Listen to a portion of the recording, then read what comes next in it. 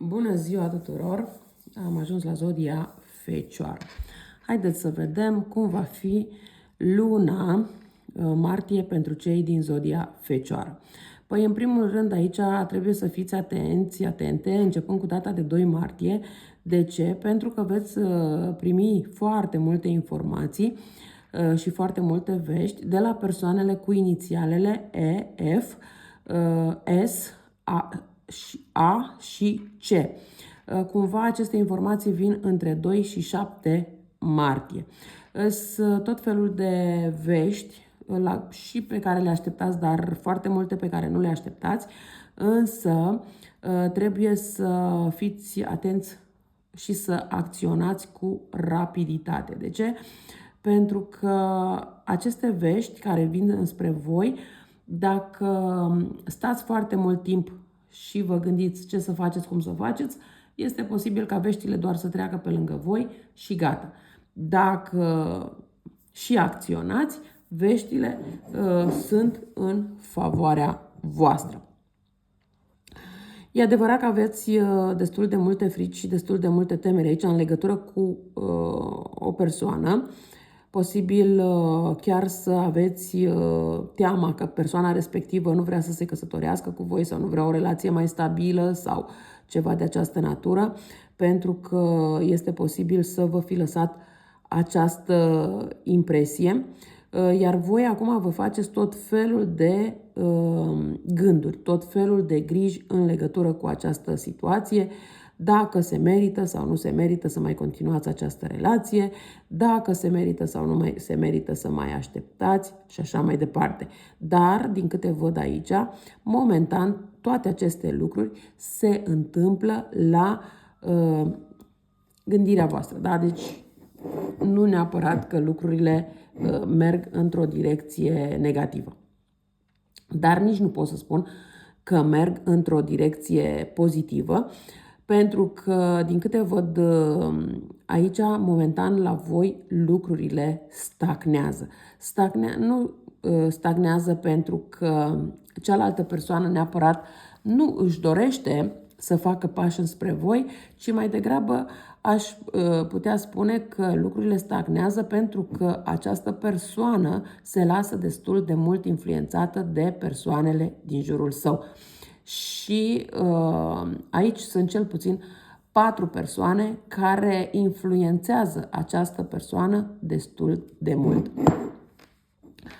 Pe viitor este posibil sau cel puțin până la sfârșitul lunii martie, este posibil să planificați o excursie, o vacanță. Este posibil pentru o parte dintre voi să fie vorba de o excursie, dar să se transforme într-o vacanță. Să planificați o vacanță, dar să se transforme într-o excursie, sau chiar dacă planificați o excursie, până la urmă să zic că ok, nu mai plecăm în excursie la munte, la mare sau unde planificați voi, ci mergem să te prezint părinților sau nu știu, ceva de această natură. Da? Deci, cumva aici anumite lucruri au o întorsătură. Da? Planificați ceva, dar de fapt faceți altceva. Dar de plecat la un drum, tot îl plecați. Numai că nu este acel drum pe care practic l-ați planificat.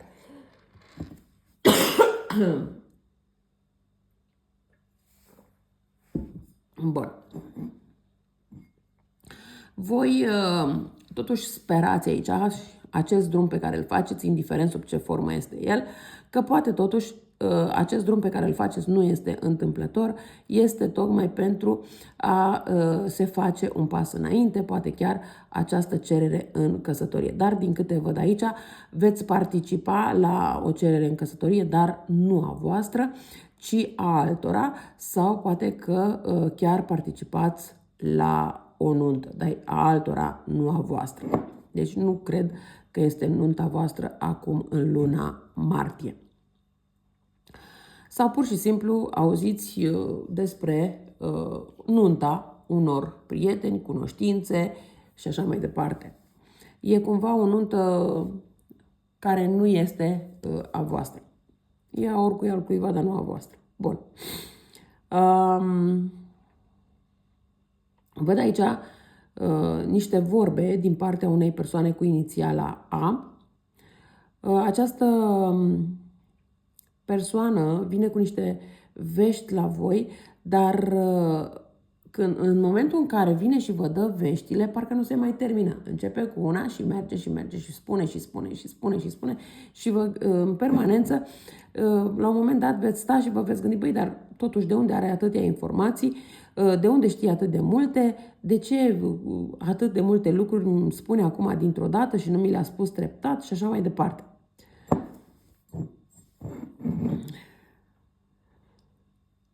Văd că aveți niște discuții un pic mai aprinse cu un bărbat cu ochii căprui, posibil să aibă chiar inclusiv barbă acest bărbat, dar e o discuție care până la urmă pe voi vă liniștește, e ca și cum spuneți ce aveți pe suflet și mai apoi vă liniștiți.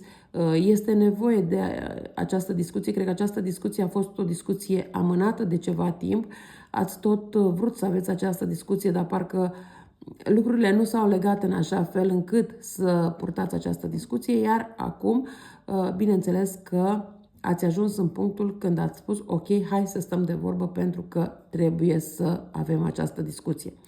După ce aveți această discuție cu persoana respectivă, văd că mai faceți încă poate un consiliu de familie sau o ședință la locul de muncă, unde din nou veți sta mai multe persoane de vorbă. Pentru cele care sunteți singure, odată ce porniți la această reuniune, întâlnire, că-i de familie, că-i de prieteni, că-i la locul de muncă, acolo veți întâlni o persoană care vă va atrage atenția, vă captează atenția, pot să spun, și cu persoana respectivă veți începe chiar să aveți o relație. Aici aș putea să spun că pentru o parte dintre voi poate să fie inclusiv dragoste la prima vedere. Poate să vină un coleg nou la locul de muncă și vă atrage atenția și uite așa, pași ușor, pas cu pas,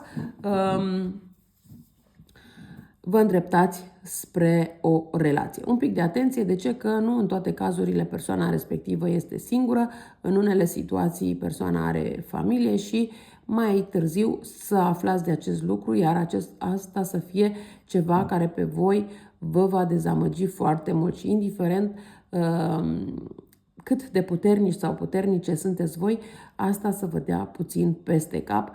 De ce? Pentru că nu v-ați așteptat la o astfel de situație și mai ales veți fi dezamăgite că persoana nu v-a spus de la început această situație. Veți sta puțin spre sfârșitul lunii martie, un pic cu spatele la persoana respectivă, dar mai apoi veți încerca să găsiți soluții. Acolo unde soluțiile se pot și găsi. Bineînțeles că nu peste tot pot exista și soluții.